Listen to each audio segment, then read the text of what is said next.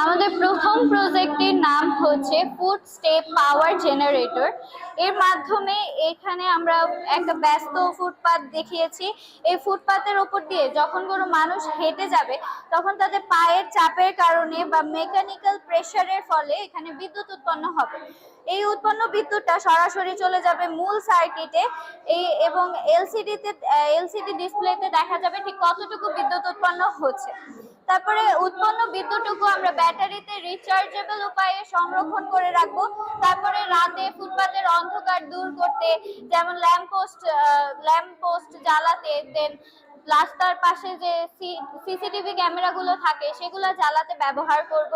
এটি সম্পূর্ণ পরিবেশ বান্ধব, এটি জ্বালাতে কোনো বাড়তি জ্বালানির প্রয়োজন হয় না, তাই এটি বিদ্যুৎ উৎপাদন করে এবং আমাদেরকে অনেক সাহায্য করে এই প্রজেক্টটি।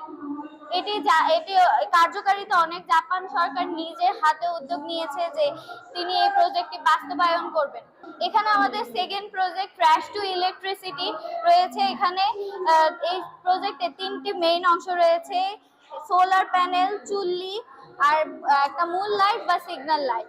এর মাধ্যমে এখানে যখন আমরা আবর্জনা দিব তখন এখানে আবর্জনাগুলো পুরানোর ফলে তাপ শক্তি উৎপন্ন হবে। তাপ শক্তিতে আমরা এটা সার্কিটে যাবে, সার্কিটের মাধ্যমে ব্যাটারিতে রিচার্জেবল উপায়ে বিদ্যুৎটা সংরক্ষিত থাকবে এবং এই ব্যাটারি সংরক্ষিত বিদ্যুৎ ব্যবহার করে পরে আমরা বিদ্যুৎ উৎপাদন করতে পারি এবং যে কোনো কাজে লাগাতে পারি বিদ্যুৎ।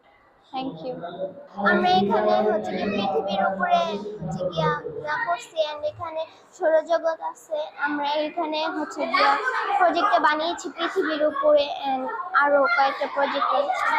এটা হচ্ছে গ্রিন হাউস। এটি মূলত কাচের তৈরি একটি ঘর।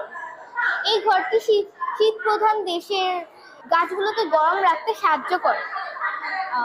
সূর্যের আলো এই ঘরের ভিতরে ঢুকতে পারে, কিন্তু ভিতরের তাপ এর ভিতর থেকে বের হতে পারে না, ফলে ঘরটি গরম থাকে। শীত প্রধান দেশগুলোতে গাছ গরম রাখার জন্য এটি হলো একটি চমৎকার প্রক্রিয়া।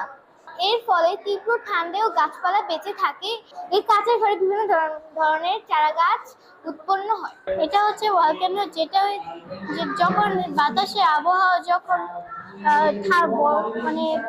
বলতে শুষ্ক বা গরম থাকে, তখন আগুনটা যখন গরম থাকে তখন এটার উপরে দিয়ে আগুন বা লাভা বের হয়ে আসে, যেটা অনেক গরম থাকে।